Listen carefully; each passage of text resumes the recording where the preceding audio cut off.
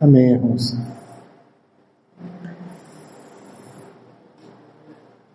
Amém, glória a Deus. Obrigado. Louvado seja o Senhor pela sua bondade e misericórdia sobre nós. Já temos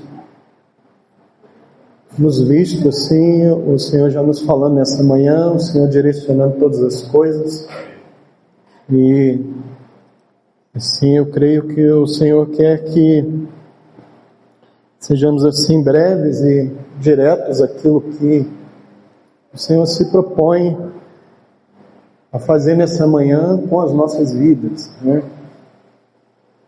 O Senhor tem nos falado de algumas formas e maneiras, e diferente de outras ocasiões, nessa manhã, após meditar durante a semana, não me veio algo já assim que o Senhor tenha colocado no meu coração, algum assunto, né? Como de outras vezes, né? Cremos que o Senhor pode operar de várias formas e maneiras. Tanto o Senhor pode dar uma mensagem, né, durante a semana, como o Senhor pode dar algo na hora, como o Senhor pode dar uma mensagem e mudar na hora, né? O pregador, ele deve ficar sempre à mercê do governo do Espírito Santo, né? E não sabemos, mas diferente de outras ocasiões, eu vim nessa manhã completamente sem uma mensagem, né? Mas o Senhor foi dando a mensagem durante a reunião, né? Naquilo que o Senhor foi nos falando através dos irmãos, enquanto estávamos louvando. E essa é uma manhã de renovação, uma manhã de cura, uma manhã de restauração, né? Tenho entendido o que o Senhor quer fazer conosco nessa manhã. E o mais importante é termos um coração correto, adequado diante dele, diante daquilo que o Senhor quer fazer nessa manhã. O Senhor Jesus, ele disse assim: eu vim para que tenham vida e a tenham com abundância.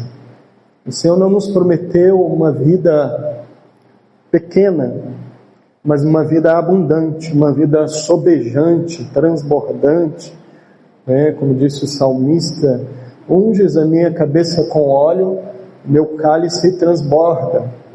Essa é a vida que o Senhor nos prometeu, e o Senhor tem nos dado vida abundante, amém?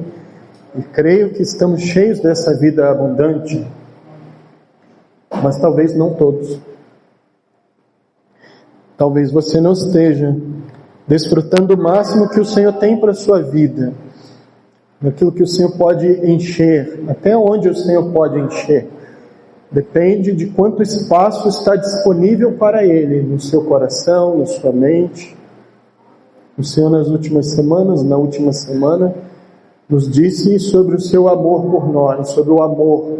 O primeiro mandamento é: amarás ao Senhor teu Deus de todo o teu coração. Como a irmã Júlia leu: eu te amarei, ó Senhor, de todo o meu coração. Salmo 18, verso 1. Como também o André leu, né? Salmo 27, né? Fala também de buscar o Senhor com o coração. O coração é a sede da sua vontade, as suas emoções também estão ligadas ao coração, mas principalmente o seu desejo, a sua vontade é aquilo que você quer. Então, amar ao Senhor com todo o coração é com todo o empenho, toda a vontade, todas as forças, que o Senhor preencha completamente. O quanto espaço Ele pode encher depende do quanto espaço disponibilizamos para o Senhor. Se você permitir, o Senhor pode te encher todo, completamente. Foi isso que o Senhor planejou fazer. Mas às vezes não disponibilizamos, às vezes não nos entregamos completamente, nos entregamos com reservas. Reservamos partes da nossa vida, reservamos espaço em nossas mentes e pensamentos, emoções, que não submetemos ao Senhor, não rendemos completamente. Sem uma rendição completa, não há como ter uma vida abundante. Mas não há como ter, não é que há uma morte, há um pouco de vida, mas muito pouco. Porque aquilo que o Senhor planejou é uma vida abundante, é uma salvação com glória, uma salvação plena. O Senhor não faz pela metade, né? Ele nos deu da sua plenitude, da sua totalidade. Ele se deu todo. Nenhuma entrega parcial pode fazer jus, honrar àquele que se entregou todo. Se ele se entregou todo, ele é digno de tudo. Ele é digno de toda a nossa vida, todo o nosso coração.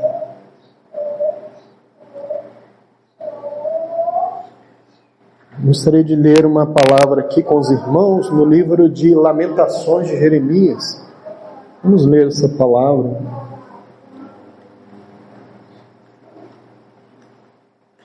Depois do livro do profeta Jeremias, vem esse livro de Lamentações, e no capítulo 5,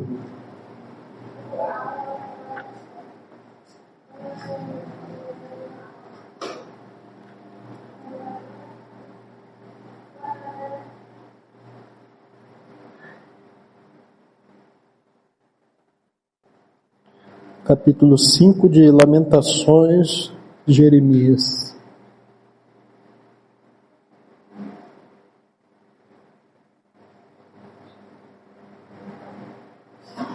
A partir do versículo 15: cessou o gozo de nosso coração, converteu-se em lamentação a nossa dança.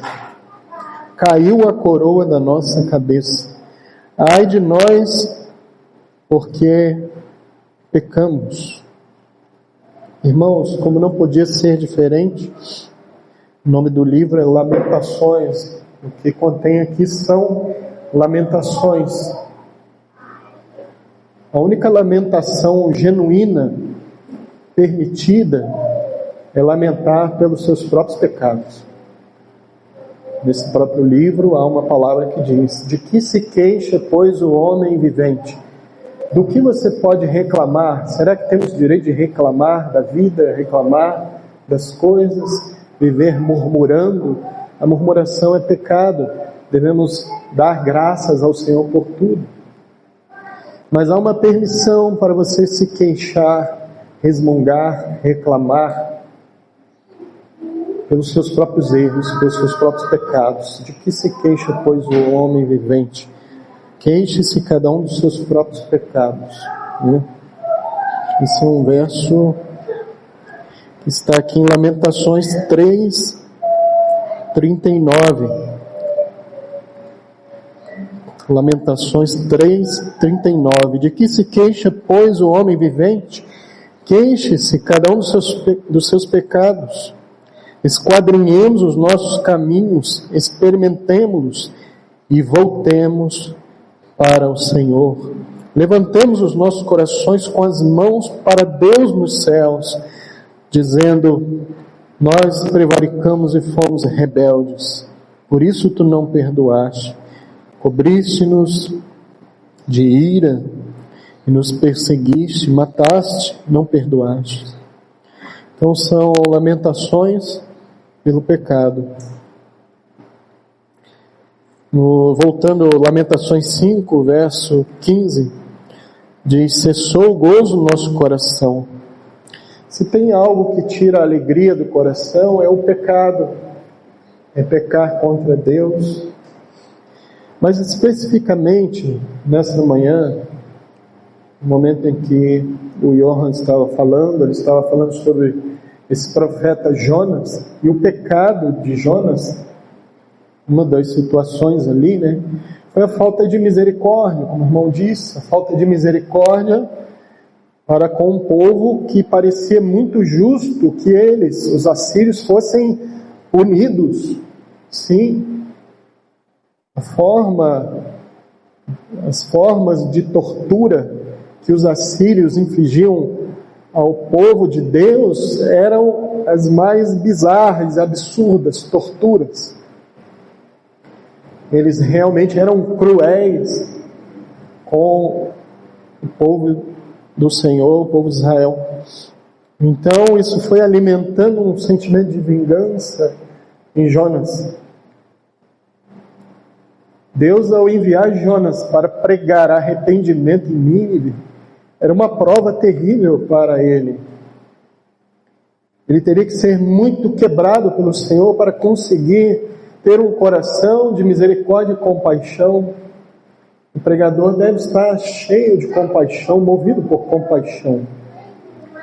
O Filho do Homem veio para buscar e salvar o que se havia perdido, não para perder as almas dos homens, não naquele outro espírito em que estavam os filhos do trovão, que eram chamados Boanerges, Tiago e João, que queriam fazer descer fogo do céu sobre os samaritanos, porque não receberam Jesus.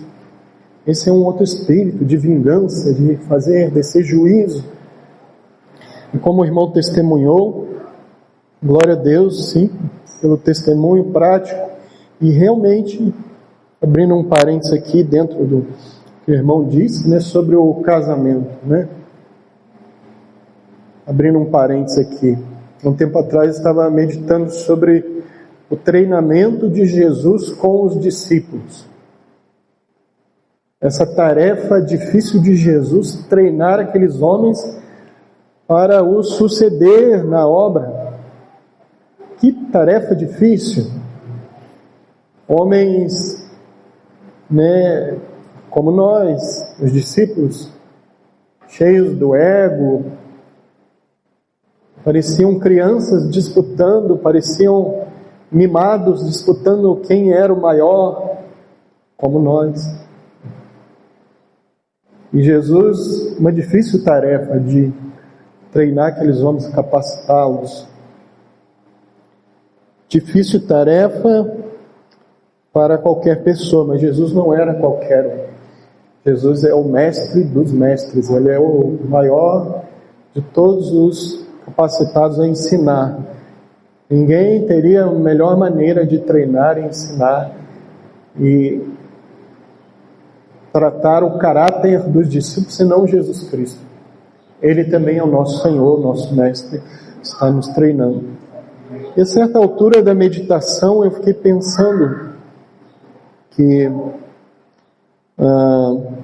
era um treinamento ali de Jesus. Alguns irmãos que já meditaram sobre isso escreveram que não foi assim exatamente os 3 anos treinando os discípulos, foi menos tempo, né? Até o tempo da escolha deles. Então foi um tempo até menor do que esses 3 anos os treinando. Então, aos olhos humanos, é uma tarefa difícil, tão pouco tempo para um preparo tão grande que eles precisavam. Obrigado, Márcia.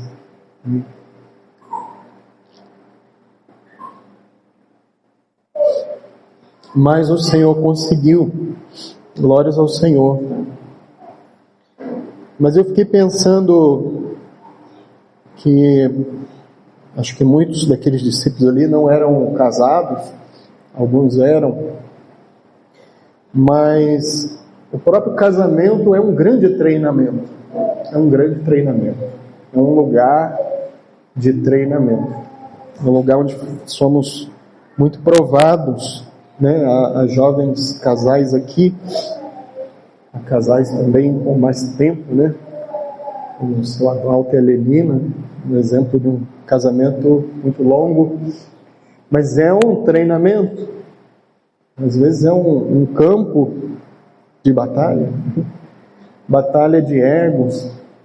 Então somos muito treinados no casamento, é toda uma preparação. Às vezes alguém diz, né, puxa, eu era tão manso antes de me casar, né? E agora que eu casei, eu não sou mais manso. Mas o problema não está no casamento, na esposa ou no marido. O problema é que aflorou e apareceu aquilo que já estava ali, a verdadeira natureza, situações que foram expostas por causa de uma circunstância que o casamento cria, né? Ou o ego mata o casamento, ou o casamento mata o ego. No casamento, o ego tem que morrer, né? Porque os dois se tornam um só. E há irmãos que são uma bênção na igreja, sozinhos. Eles são uma bênção e aprenderam a ser uma bênção como solteiros. O rapaz é uma bênção como solteiro, a moça é uma bênção como solteira, e agora se casam. Então a gente pensa, bênção mais bênção vai dar bênção em dobro, um quadrado, mas não é assim a equação, não é uma situação exata, porque agora os dois têm que aprender a ser uma bênção como casal. Vai se criando a identidade de casal. Vão começando a conjugar os verbos, né? A pessoa do plural. Vamos fazer isso, nós vamos. O que vamos decidir, o que vamos fazer, o que vamos comer, onde vamos ir. O que vamos decidir sobre essa questão. Então é um grande treinamento. Essa situação de Jonas, na minha tradução, fala que ele ficou ressentido, ele ficou desgostoso, né? Outras palavras sinônimas assim, melindroso, por causa do seu ego. Ele não queria que fosse exercida a misericórdia sobre a cidade de Nínive. Ele não queria que a misericórdia fosse exercida. Então, voltando aqui ao assunto inicial, irmãos. Deus quer que você seja cheio da presença do Senhor, cheio da vida abundante. E nessa manhã, especificamente, para você ser cheio dessa vida abundante, nós precisamos abandonar ressentimentos, amargura no coração, alguma ofensa. Aqui diz que cessou o gozo, acaba a alegria. Aqui por causa dos pecados, especificamente esse pecado de Jonas era não exercer misericórdia, não exercer compaixão. Jesus era movido por compaixão. Aparece essa palavra várias vezes. Jesus, movido de íntima compaixão, curou os seus enfermos, daquela multidão. Jesus, movido de íntima compaixão. A compaixão movia Cristo. O que é compaixão? Compaixão significa sofrer junto com o outro. A palavra paixão significa sofrimento. Compaixão, sofrer junto com o outro no sofrimento do outro.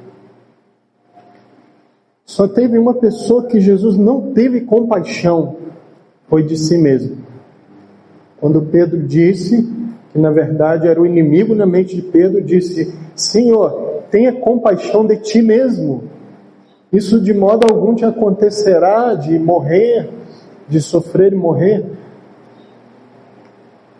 Jesus repreendeu a Pedro: para trás de mim, Satanás. Jesus não teve compaixão de si mesmo e por isso conseguia ter compaixão dos outros. Se nós tivermos muito amor próprio por nós, não conseguimos ter amor pelo outro, pensar no outro, porque eu penso tanto em mim que eu não penso em mais ninguém. Então precisamos deixar de pensar em nós para pensar no outro. Esse pecado de Jonas foi isso, de não conseguir exercer misericórdia, porque ele só pensava em si mesmo. Ele ficou todo ofendido, pedindo a morte. Eu quero morrer. É uma coisa muito egoísta, muito narcisista. Ele só pensava em si mesmo. Continuando aqui em Lamentações, capítulo 5, que estamos lendo, esse trecho final é o final de Lamentações, e termina assim, com uma nota, uma ponta de esperança. Há algumas menções de esperança no livro de Lamentações, embora o o teor todo seja muito triste, pesado, é muita lamentação, muito sofrimento. Tudo isso não por culpa de Deus, por culpa do povo pecar contra Deus. Não ouvir os profetas que muitas centenas de vezes foram enviados, não ouvirem o Senhor falar muitas e muitas vezes, e por isso ele estava numa situação de grande lamento. Continuando o verso 16, Lamentações capítulo 5: caiu a coroa da nossa cabeça, ai de nós, porque pecamos. Sim, o pecado pode fazer você perder a sua coroa. Guarde o que tens para que ninguém tome a tua coroa. O Senhor nos prometeu uma coroa, a coroa da vida eterna.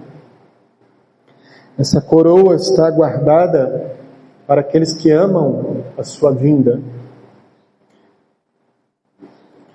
Verso 17: por isso desmaiou o nosso coração, por isso escureceram os nossos olhos. O pecado traz esse desânimo. Verso 17: desmaiou o nosso coração. É um desânimo, mas é um desânimo específico para as coisas espirituais. A pessoa não tem desânimo para os esportes, assistir os esportes, não há desânimo para o cinema, para o shopping, não há desânimo para a praia, para a piscina, enfim, o tipo de lazer, ocupação, não há desânimo para o trabalho, continua trabalhando noite e dia, mas só há um desânimo em tudo aquilo que se refere a algo relacionado a Deus. Desânimo de ler a Bíblia, desânimo de orar, desânimo de estar na reunião, desânimo de falar sobre assuntos espirituais. Porque há uma falta de liberdade, há um incômodo na consciência, porque a consciência iluminada pelo Espírito Santo está insistindo para que haja uma rendição, um arrependimento, uma humilhação. É por isso que perde-se a alegria, perde-se a força para servir a Deus.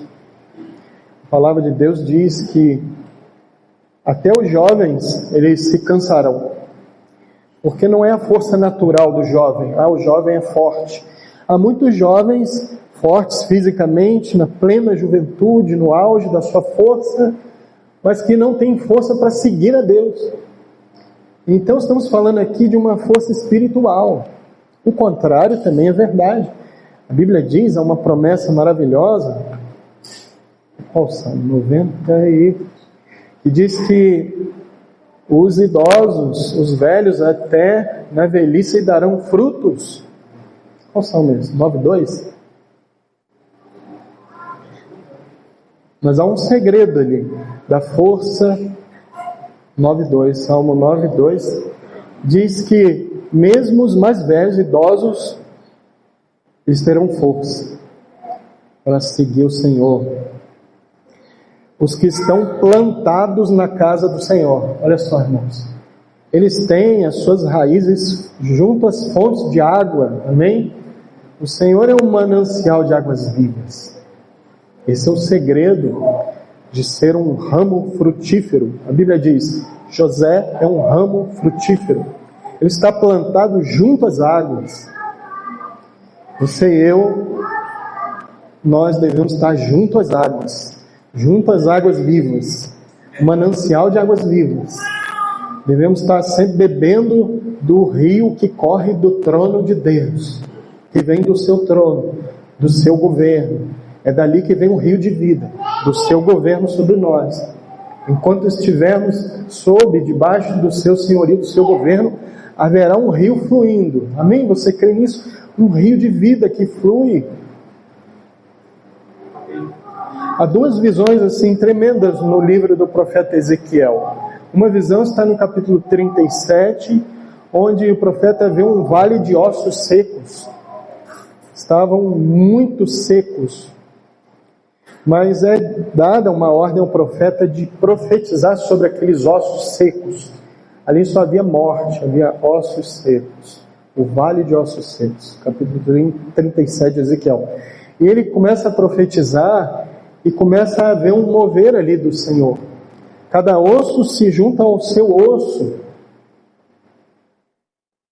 exatamente numa uniformidade, numa sincronia perfeita para formar um esqueleto correto, cada osso ao seu osso, diz ali. É uma visão tremenda, irmãos. E ele vai profetizando e vai surgindo carne sobre aqueles ossos, tendões, nervos, as articulações, tudo vai se formando. Ao final ele vai profetizando e aquilo se levanta, é dito que é um exército. Irmãos, isso não é outra coisa senão a igreja do Senhor, amém? É a igreja, é o corpo de Cristo, cada osso o seu osso, somos membros do seu corpo, somos membros uns dos outros também.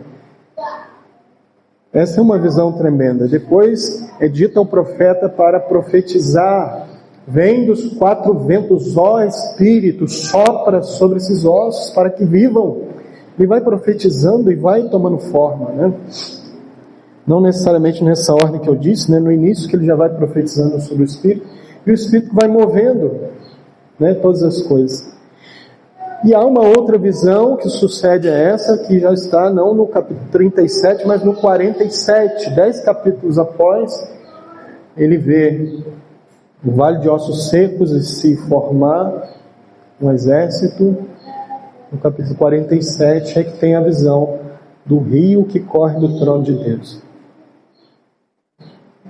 O Senhor, tendo o seu trono estabelecido sobre o nosso coração, fluirão rios de águas vivas. Ali diz que por onde quer que essas águas passarem, tudo sarará, tudo será curado. O rio da vida de Deus está aqui, irmão, está no nosso meio. É um rio de vida que está aqui. Você não está vendo, mas você pode sentir e perceber. Esse rio de vida restaura-nos para a comunhão. Na semana retrasada, na semana passada, falamos sobre o amor de Deus, nosso amor por Ele. Na semana retrasada, o Senhor nos trouxe uma oportunidade de visitação. Eu fui muito visitado pelo Senhor. O Senhor nos levou a uma humilhação. Oramos uns pelos outros, nos humilhamos, nos quebrantamos diante do Senhor. O Senhor nos encheu com a sua presença. Foi algo tremendo e maravilhoso. Eu fiquei a semana toda, e toda vez que me lembrava, durante aquela semana da visitação do Senhor, eu agradeci ao Senhor, como o Senhor é bom. E como o mesmo Senhor é bom para conosco nessa manhã. Esse mesmo Senhor está disponível. É um tempo oportuno, é um tempo de visitação. É um tempo onde diz ali a palavra de Deus que é um tempo onde podemos encontrar graça, socorro em tempo oportuno, junto ao trono do Senhor. Hoje é um tempo oportuno de receber do Senhor essa visitação. Voltando aqui, Lamentações capítulo 5, no verso 17, diz: por isso desmaiou nosso coração, por isso se escureceram os nossos olhos, a perda da visão espiritual. Os olhos se escurecem, você não consegue mais ver as coisas de Deus. Isso vem pelo um processo de esfriamento no coração.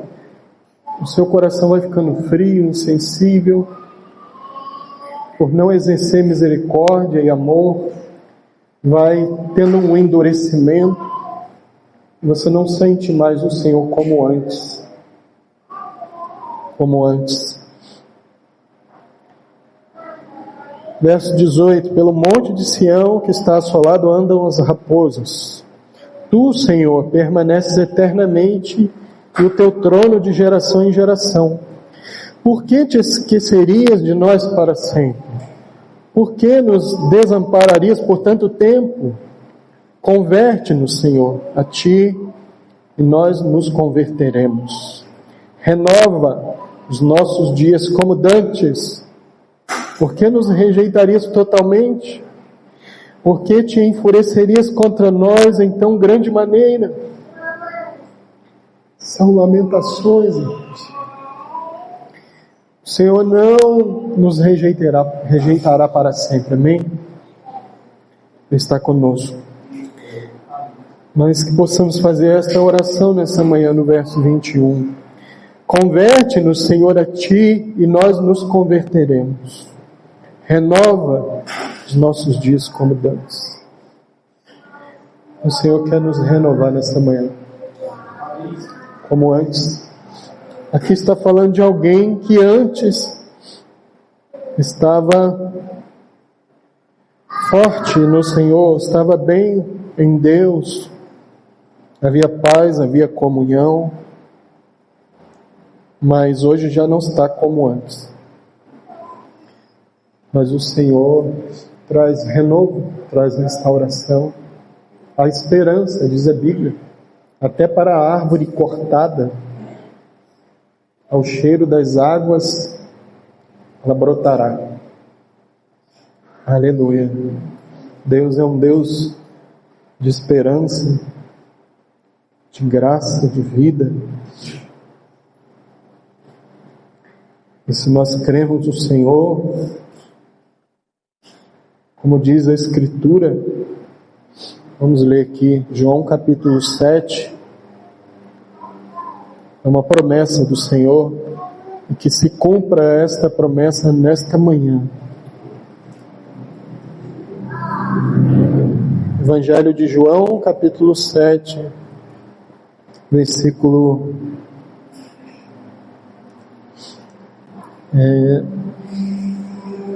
vou ler a partir do 37, João 7, 37. E no último dia, o grande dia da festa, Jesus pôs-se em pé e clamou dizendo: se alguém tem sede, venha a mim e beba. Quem crê em mim, como diz a Escritura, rios d'água viva correrão do seu ventre.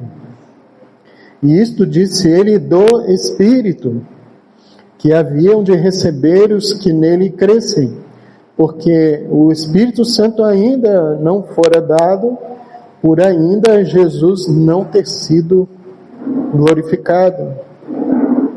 Amém, irmãos? Aqui diz que Jesus no último dia, o grande dia da festa, esta festa era a festa dos tabernáculos. Era uma festa que os judeus celebravam em cabanas. Eles faziam cabanas para lembrar que eles foram peregrinos no deserto. E alguns disseram a Jesus se ele não ia subir a festa, como todo judeu deveria celebrar as festas que Deus havia estabelecido. E Jesus disse: eu não vou subir agora a festa, subi vós a festa, né? Isso está no versículo 8. Subi vós a esta festa. Eu não subo ainda a esta festa, porque ainda meu tempo não está cumprido. E havendo-lhes dito isso, ficou na Galileia. Verso 10. Mas quando seus irmãos já tinham subido a festa, então subiu ele também, não manifestamente, mas como em oculto, porque era mais uma profecia que deveria se cumprir aqui. Então Jesus subiu no momento certo e apareceu no momento certo. No último dia, o grande dia da festa, Jesus pôs-se em pé e disse: se alguém tem sede, venha a mim e beba. Essa festa e esse cerimonial do último dia tinha a ver com Ezequiel capítulo 47 do rio que corre do trono de Deus. Havia algumas coisas que os judeus faziam nas escadarias do templo. Eles jogavam água e as águas iam descendo as escadas. Eles faziam isso, eles queriam fazer aquela representação do que Ezequiel viu lá. Mas eles tinham algo físico, jogava água ali, mas isso não supria a sede espiritual. Era só uma representação física. No último dia dessa festa dos tabernáculos também, eles começavam a clamar por água, eles começavam a fazer orações. para que o Senhor não deixasse faltar chuva nas suas colheitas. Então eles começavam a clamar: não falte chuva, Senhor, manda-nos água. E nesse contexto Jesus chega e fala: se alguém tem sede, venha a mim e beba. Esse era o último dia da festa. Esse era o momento em que Jesus falou: agora é o meu momento. Eu não vou subir antes, mas agora é o momento. Porque eles tinham ali apenas algo seco e vazio, molhado, mas apenas pela água física, mas não tinha a água da vida. E Jesus, que é a água da vida, a água viva, Jesus que disse àquela mulher de Samaria: se você beber da água que eu lhe der, você nunca mais terá sede, porque essa água vai se tornar uma fonte dentro de você, que jorra para a vida eterna. Esse Jesus Cristo, ele se colocou ali e disse: se alguém tem sede, eu estou aqui, venha a mim e beba. Como ir a Jesus, né? Ir a Jesus crendo nele. Verso 38, quem crê em mim, vai se cumprir essa escritura, que rios de água viva correrão do seu ventre. Aleluia. Nessa manhã há irmãos cansados, e não o cansaço físico também, mas Deus não está preocupado exatamente com o seu cansaço físico. Ele está preocupado com o seu cansaço espiritual. Ele quer curar o cansaço espiritual. É o cansaço, como eu disse, né, citando aquele livro, a profecia de Isaías, que os jovens vão se cansar, mas os que esperam no Senhor não se cansarão. A questão não é de ser jovem ou velho. Tem idoso buscando o Senhor, tem novo não buscando a Deus. Tem força para tudo, menos para Deus. Então, o segredo é esperar naquele que é a nossa força. Os que esperam no Senhor não se cansarão, não se fadigarão. Eles subirão com asas como de águias. Aleluia. Esse é o segredo. Colocar toda a nossa confiança nele. Por que o Senhor tem nos falado todas essas coisas? Os irmãos mais velhos, os irmãos, todos os irmãos aqui, você pode ir fazendo uma leitura desta reunião. Para onde o Senhor está indo? Para onde Ele está nos levando? A quem o Senhor está nos movendo nessa manhã? Qual a conclusão? O que o Senhor requer de nós? E que faremos, pois, irmãos? Que faremos? Vamos ler ainda Hebreus 12. Estou terminando aqui. Hebreus 12, versículo 12. Hebreus 12, 12.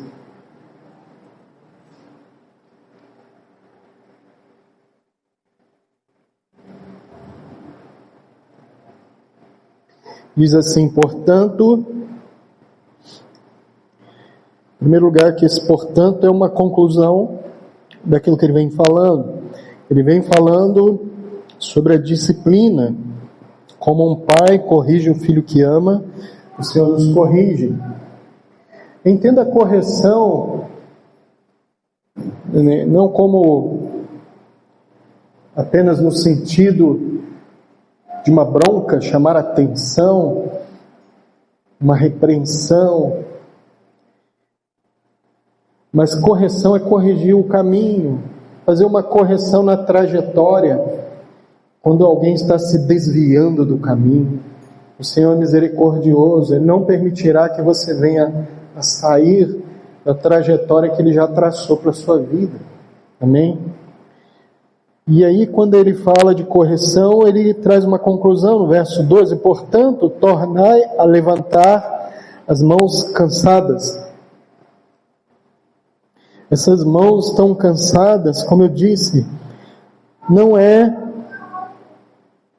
fisicamente para as coisas naturais. Há muitas mãos que se levantam torcendo pelo time preferido, mas essas mãos estão cansadas para levantar para Deus. Para Deus não levanta. Para Deus dá um cansaço. mas para o time não dá cansaço. Não é estranho isso? Por que a nossa alma vibra com muitas coisas? As emoções correspondem.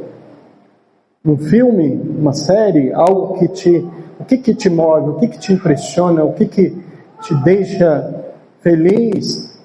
O Adriel começou dizendo: alegrei-me quando me disseram, vamos à casa do Senhor. Olha, irmãos, não estou fazendo ironia, mas tem pessoas que desanimei quando me disseram, vamos à casa do Senhor. Tem pessoas que às vezes estão nessa condição de frieza. E a mesma condição de frieza e desânimo para a casa de Deus é a mesma situação que também há uma ansiedade para que acabe o culto. Então são mãos cansadas para Deus, não para outras coisas. Joelhos desconjuntados. O Senhor restaura os joelhos desconjuntados. Verso 13: fazei veredas direitas para os vossos pés, para que o que manqueja se não desvie inteiramente, antes seja sarado. Aqui diz que tem que fazer veredas direitas, o caminho. Se você andar no caminho direito, o caminho é Cristo, então seus pés estarão guardados. O Senhor torna a pôr no caminho. Há um verso que diz assim: se algum irmão for surpreendido em alguma ofensa, vós que sois espirituais, encaminhai o tal com espírito de mansidão. Encaminhar o tal é colocá-lo no caminho de novo, é fazer ele voltar para o caminho. Então aqui diz veredas direitas para os pés, para que o que manqueja, às vezes a pessoa está manquejando, ele está mancando, para que o que manca não se desvie inteiramente. Ele está desviado só em parte, não inteiro. É um desvio parcial, que pode vir a comprometer e haver um desvio total. A pessoa não sai do meio da comunhão de uma vez, ela vai saindo aos poucos no coração. Muitas vezes está sentado fisicamente, mas já não está aqui. A mente não está aqui. A mente está pensando quando é que vai acabar e naquilo que eu vou fazer depois que acabar o culto. As emoções não correspondem para Deus. As emoções servem para outras coisas. Então a pessoa sai primeiro no coração. Por isso que o caminho da restauração é também no coração primeiro. O Senhor está aqui para restaurar o coração. É de dentro para fora que vem o renovo, a restauração. O irmão já disse isso hoje, né? Que é de dentro para fora. O sentido de direção é de dentro para fora. Aqui diz no verso 14: segui a paz com todos e a santificação, sem a qual ninguém verá o Senhor. Então faz parte dessa restauração das mãos cansadas, dos joelhos, dos pés, de encaminhar, de parar de mancar, de parar esse processo de desvio e não se desviar mais. Tudo isso está relacionado a seguir a paz com todos, a comunhão, porque não há outro lugar, não há outro caminho. Precisamos uns dos outros. Aqui, na comunhão dos santos, é o lugar onde Deus ordena a bênção e a vida para sempre. É o lugar da cura, é o lugar do socorro do Senhor, é o lugar da restauração, é o lugar do renovo, é na comunhão do corpo de Cristo, onde Cristo está presente, onde o sumo sacerdote, com as suas vestes longas, e que se você tocar apenas na orla de seus vestidos, você será curado. É estancado a situação de desvio, de perda de vida. O esvair-se da vida é interrompido pela cura do Senhor. Hoje o Senhor está aqui, presente, para nos abençoar, para nos restaurar. Por isso, segui a paz com todos. No que depender de nós, diz a Bíblia, no que depender de vós, tenhais paz com todos. Devemos ter paz com todos. Então, irmãos, o que faremos nessa manhã? Eu creio que não poderíamos simplesmente encerrar esta reunião sem termos alguns momentos, alguns minutos para nos humilharmos diante do Senhor. Meu desejo nessa manhã, eu preciso ser saciado na minha sede espiritual. Jesus está aqui. Ele diz: se você tem sede, venha a mim e beba. Vá a Cristo agora. Como é que eu faço para ir a Cristo?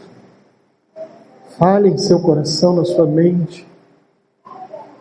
Vou pedir a algum irmão que possa dedilhar aqui o violão.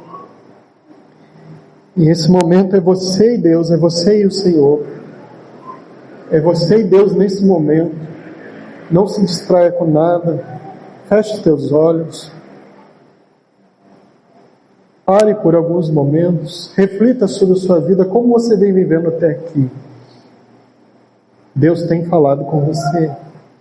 Deus tem falado com você aqui e fora daqui, de muitas formas e maneiras. Ele vem te chamando,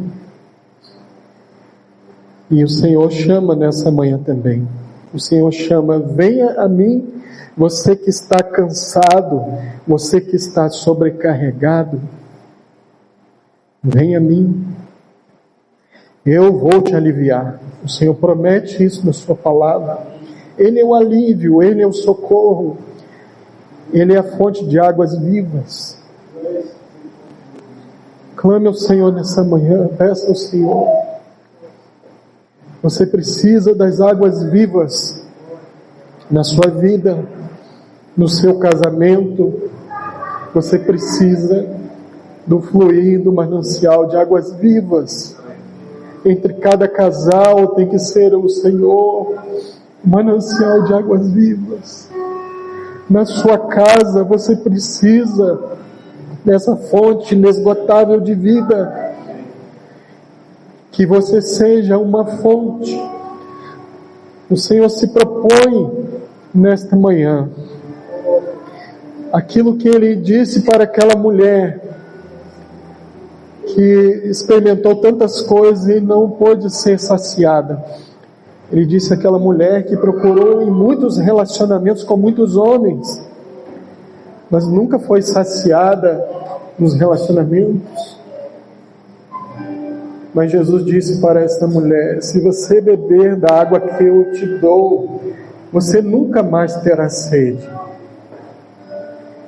E esta água vai se tornar uma fonte a jorrar para a vida eterna. Do seu interior vai fluir rios de águas vivas. O Senhor prometeu isso, irmãos. Será que o Senhor não é poderoso para cumprir essa promessa?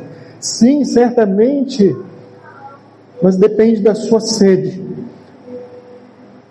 O quanto você tem de sede? O Senhor que criou a água, Ele também criou a sede. O Senhor tem colocado sede nos nossos corações nessa manhã. Ele criou os alimentos, criou o estômago, criou a fome. Ele criou a água, Ele criou a sede.